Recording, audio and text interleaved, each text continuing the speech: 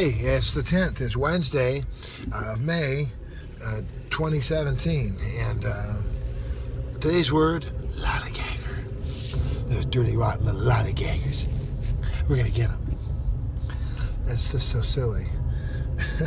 Lollygager.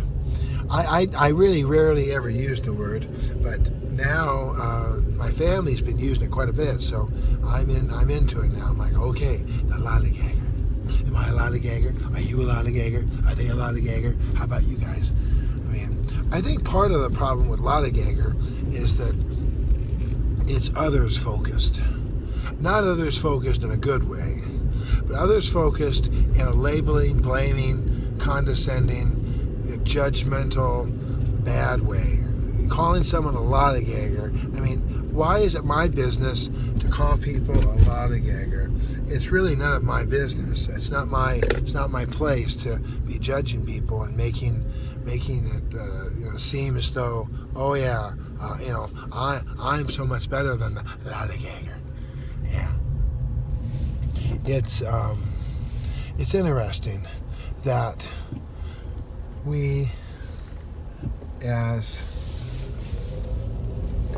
believers, as Christ followers, that we would be using the word Lollygagger. It's just almost kind of comedic. It's funny. It's such a word, and the way that it's put, it's just like, are you serious, really? I mean, that's what you're gonna. The Bible actually talks about how we should encourage each other. We should think on good things, lovely things. We should think on things like this spinner here. Look, kind of cool, really. It's kind of fun. I'm just gonna sit all day and do my finger spinner. I'm not a Lollygagger. I'm a finger spinner.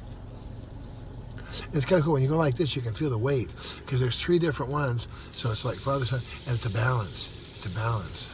It's really kind of cool inside your finger. It's amazing. It's just really, really cool. Ooh, baby. And then you can go like this. You can go, oh, this one's not working, but there's one. Yeah, this one's missing a little part. So you can go like this. Or put it on a table, put it on a flat table, and you can spin it this way. So really, really fun. But that's what a Lollygagger, I mean, to me, this is my personal opinion. To me,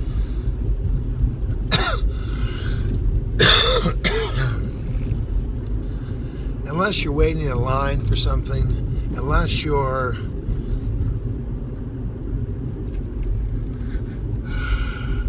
unable to do anything else,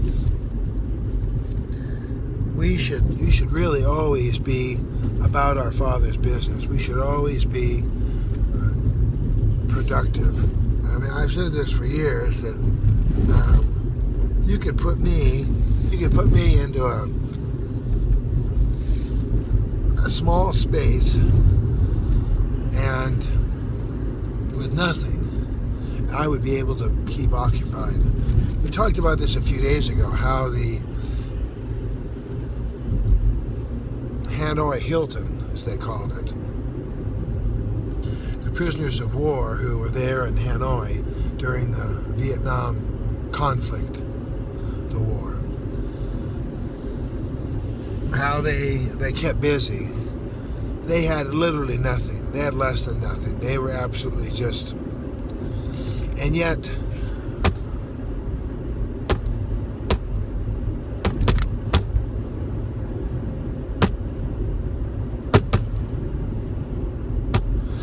they came up with a tapping code, and it wasn't the regular code. It was a special code that the guy taught them.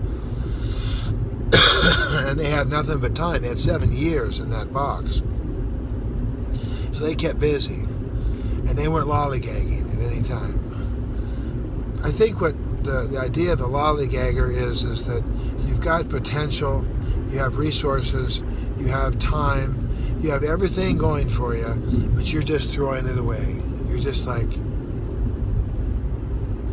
and that goes back to the judgment call that we as believers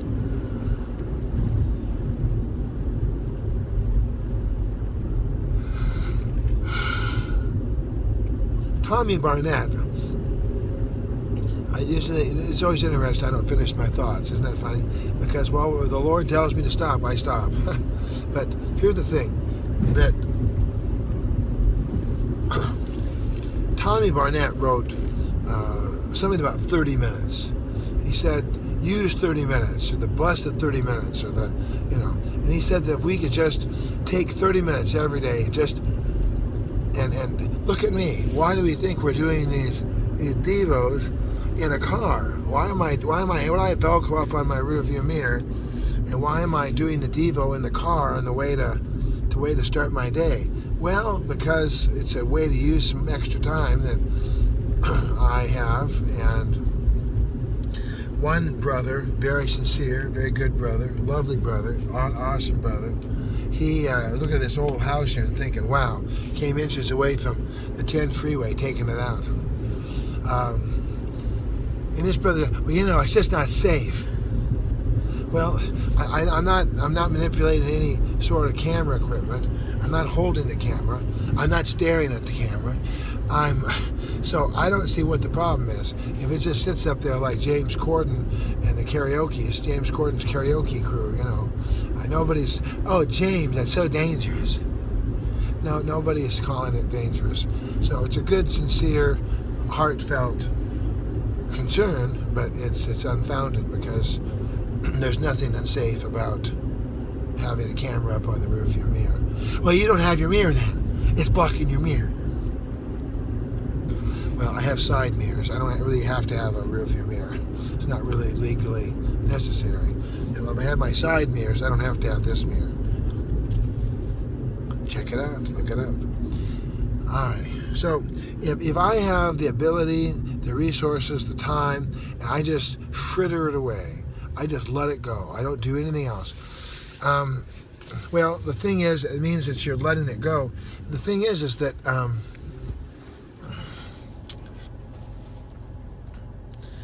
I use my time, my little bit of downtime that I have. I don't have a lot of downtime to meditate and pray and consider, especially on a job. I did that pipe job on Monday where I tore out the wall. And I had been praying about that. I didn't even know what I was going to be into, but I was praying about it. And so when I went into the wall, I was good. And even as I went into the wall, I just kind of I had times where I would sit quietly and I would pray about it,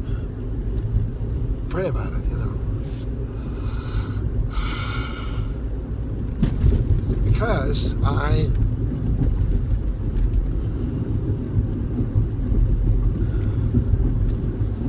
feel and know that if we wait upon the Lord, we will renew our strength.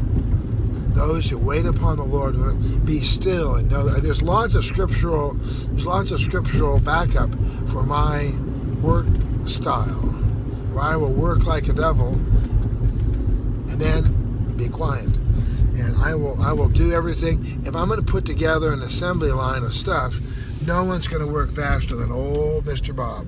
Old Mr. Bob will work as fast as anybody in town on getting things done. But if I am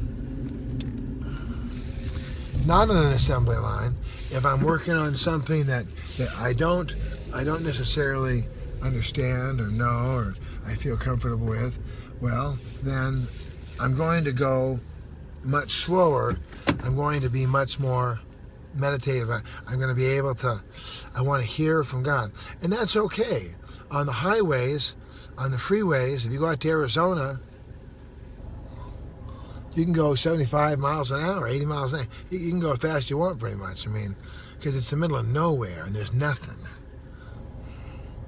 But if you're in town here, in a busy block, with homes and dogs and children, and, well, it's 15, 20, maybe 25 at the most. You're being very, very, you're going a lot slower. You're taking your time. And so, Lollygager. Are you a lollygager? Am I a lollygager? I'm sure that sometimes we are. I'm sure sometimes we just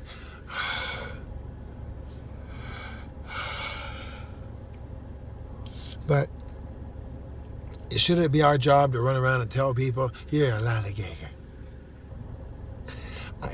It just seems like it's a kind of a superior position where, you sit up a little taller and your shoulders are, you're a lollygager. You know what? You are a lollygager.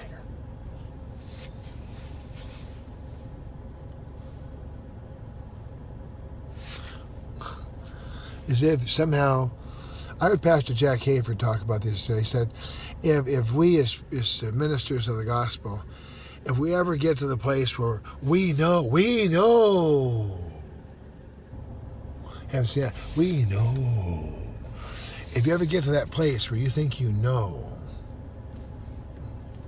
fall on your face, repent with weeping and tears, and just throw your hands up and say, God,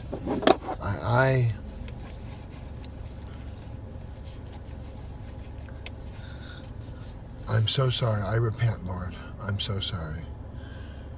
It's not a matter of saying that you don't have skills, we don't have abilities, we don't have talents, but to walk around with arrogance,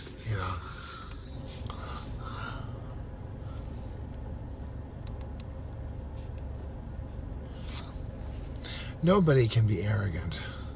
Nobody needs to have arrogance. Confidence is different than arrogance. Confidence is an inner strength, an inner sense of peace, and a sense of relationship that, when I walk into the house right now, I walk in with confidence. I don't walk in, a little scaredy cat.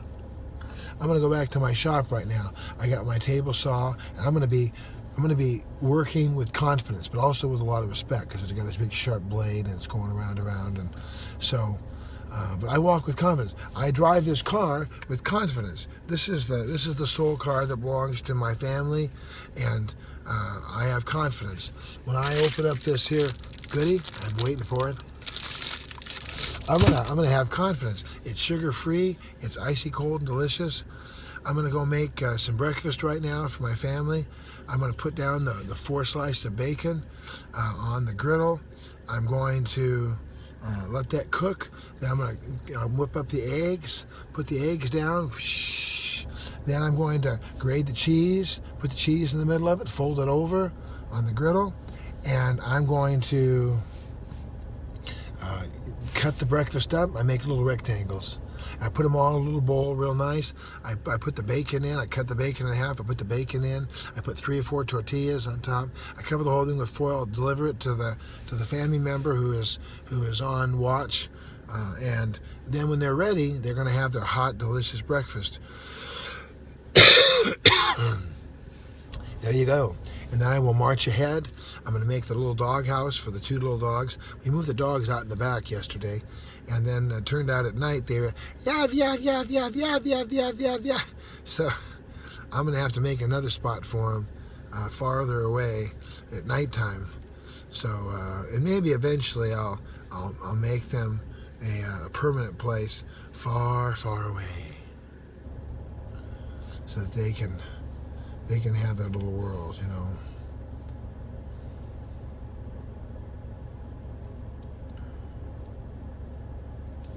Lord, we give you this day. We thank you for it. I pray, God, that I would not be a lollygager. I would not be a lazy sloth who turns on my bed as a door turns on its hinges. Amen. Amen. All right. God bless you. You want to give me a call or a text? It's 213-713-8954. Email 8954green@att.net.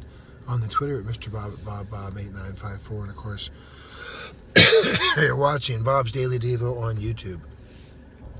God bless you today. Love you. I pray that your day is blessed. I know that you're not a lollygager. I know that you're doing your very, very, very best. And that's all we can do. That's God's commandment too. To love the Lord our God with all our heart, our soul, our mind, and our strength, and love our neighbors ourselves. And if you're doing that, there's not a sinew that's left for lollygagerism. Hey, George. So, love you. Talk to you tomorrow. It'll be the 11th.